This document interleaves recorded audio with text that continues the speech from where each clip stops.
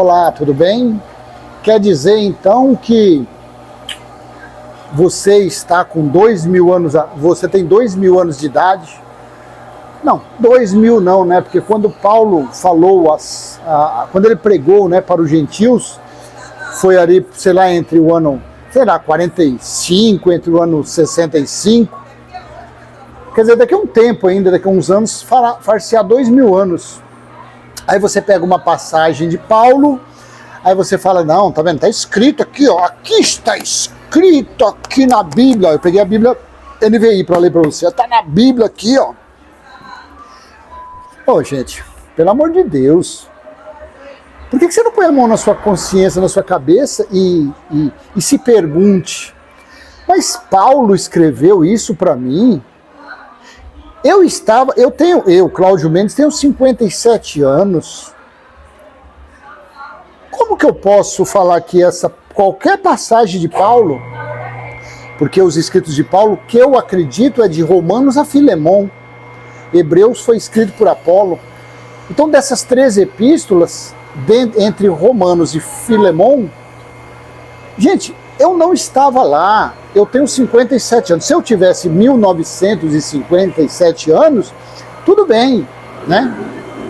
Aí a pessoa pega isso daqui, aí ela, todo pomposo, todo no seu terno, na sua gravata, nos seus anéis, nos seus diplomas, no birimbau, e fala que eu tenho a revelação da graça de Deus. Olha aqui, está escrito que a revelação foi dada a mim. Mentira. A revelação do amor de Deus, que graça é amor, benevolência, bondade de Deus, foi dada a Paulo, através do Espírito Santo, para se cumprir Joel capítulo 2, versículo 28 ao 31, que diz que nos últimos dias, Deus derramaria do Espírito dele sobre muitos, nos últimos dias. Então quer dizer, a partir do momento que você tem que Paulo não falou por si, mas ele falou pelo Espírito da verdade, o Espírito Consolador, você entende que Paulo falou para uma geração. Paulo advertiu, admoestou, exortou uma geração, uma época. Você não pode se colocar aí com 20, 30, 40, 100, 120 anos de idade e você abraçar os escritos de Paulo e falar, não, isso daqui é para mim. Não, cabeça de bagre. Não é para nós, não é para a nossa geração. Paulo esperava o tribunal de Cristo, o qual aconteceu entre 66 e a metade do ano 70. Paulo esperava o toque da 7ª trombeta, Apocalipse 11:15, o 7º anjo tocou a trombeta. Paulo esperava Deus fazer morada nos homens, Efésios 2:22, Apocalipse capítulo 21, versículo 3, tudo aconteceu entre o ano 66 e a metade do ano 70. Paulo esperava o reino ser entregue ao Pai, Apocalipse 11:15, e Cristo passou a reinar, porque o reino foi entregue. O reino era o reino de Moisés, era o tempo de Moisés. Paulo esperava o dia do Senhor chegou, Apocalipse capítulo 1, versículo 10. Paulo esperou as potestades e os principados serem pisados, e assim aconteceu, Apocalipse 9, Apocalipse 16, todo o livro do Apocalipse. Ricos e poderosos se esconderam nas cavernas, eu agora não sei, eu acho que Apocalipse 6 ou Apocalipse 9 alguma coisa. Não, mas você pega uma passagem para justificar a sua religiosidade e faz o quê? Não, isso foi escrito para mim, não foi para você.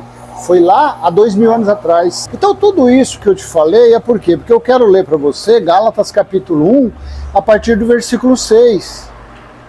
Você estava lá na cidade da Galácia, ouvindo a pregação de Paulo? Você é um Gálata? Não? Então Paulo não falou para você.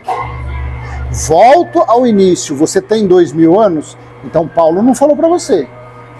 Paulo falou para uma geração. Paulo falou para um tempo. Gálatas capítulo 1, versículo 6, no texto da NVI.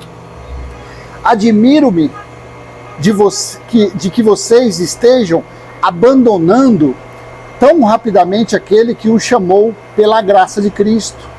pelo amor, pela benevolência, pela bondade de Cristo, para seguirem outro evangelho. Bom, outro evangelho não pode ser outro, porque evangelho só tem um sentido: as boas notícias do reino de Deus que estava próximo. Não há outra forma de você interpretar a palavra evangelho. Jesus disse, pregou o evangelho aos judeus: o reino de Deus está próximo. Paulo pregou o evangelho, que o reino de Deus estava próximo aos gentios. Então, pela graça de Cristo, para seguir outro evangelho, outro anúncio de outras boas novas, bom, que na realidade não é o evangelho, que na realidade não é o evangelho, que na realidade não é o anúncio das boas notícias do reino de Deus. Você entende? Então aqui não significava outra forma, não, que não é o evangelho. Quem é que fazia isso? Os judeus, pregando uma salvação, pregando uma redenção baseado no legalismo de Moisés.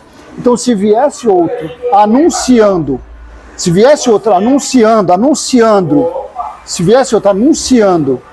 que existe outro tipo de salvação a não ser o conhecimento de Cristo, a não ser as boas notícias que o reino de Deus estava próximo para a redenção de todos. De todos. Claro, os que creram, os que iriam crer quando fosse estabelecido o reino de Deus, quando o evangelho se cumprisse. Consegue entender? Então, versículo 7, que na realidade não é o evangelho. O que ocorre é que algumas pessoas os estão perturbando, querendo perverter o evangelho de Cristo, querendo perverter as boas notícias do reino de Deus de Cristo, que estava próximo. Versículo 8. Mas ainda que nós, ou um anjo dos céus, pregue um evangelho diferente daquele que lhes pregamos, que seja amaldiçoado. Como já dissemos, agora repito, se alguém lhes anuncia um evangelho diferente daquele que receberam, que seja amaldiçoado, que seja anátema. 10. Acaso busco eu agora a aprovação dos homens ou a de Deus? Ou estou tentando agradar a homens? Se eu ainda estivesse procurando agradar a homens, não seria servo de Cristo. Então eles pegam isso daqui na ignorância pura, na estupidez, na caducidade da letra, na mente blindada pela religiosidade, e eles pegam isso e fica igual um pregador bobo alegre que usa um birimbau para usar isso aqui para querer refutar o evangelho eterno, para refutar que o reino de Cristo foi estabelecido quando você lê Apocalipse 11:15. Aí, olha a sabedoria que esse pregador que usa o birimbau não tem. Ele não tem sabedoria. Eles se acham sábio por conhecer de Romanos, porque ele fala que Hebreus foi escrito por Paulo, as 14 epístolas. Ele conhece aquilo, o mundinho dele está naquelas 14 epístolas. Claro que Hebreus não foi escrito por Paulo, nem aqui, nem na China, mas na cabecinha desses pregadores da graça, Hebreus foi escrito por Paulo. Então eles pegam essa passagem, esse escrito, e afundam na cabeça dos que estão se reunindo como igreja, e diz, está vendo o que Paulo falou? Oh meu Deus do céu, mas você tem 2000 anos? Você está se reunindo como igreja exatamente quando Paulo falava a respeito de outro evangelho que na verdade não era outro? Você ainda está no tempo que Paulo estava avisando, vamos esquecer a palavra evangelho, vai, para não confundir. Você ainda está aí saracuteando, pulando carnaval, pulando um bailinho qualquer bailinho, exatamente lá em Jerusalém, lá na Judéia, lá naquelas cidades próximas ali. Você está lá? Não. Então como é que você pega essa passagem e você abraça isso porque o seu pregador da graça, porque o seu pregador da teologia, você não tem raciocínio próprio, você não consegue ter um entendimento independente, você depende dessas porcarias para você ter uma liberdade, para você viver livre, adorando, engrandecendo, exaltando aquele que habita em você, desfrutando do reino, desfrutando desse evangelho que Paulo estava anunciando, desfrutando das boas notícias do reino de Deus que estava próximo.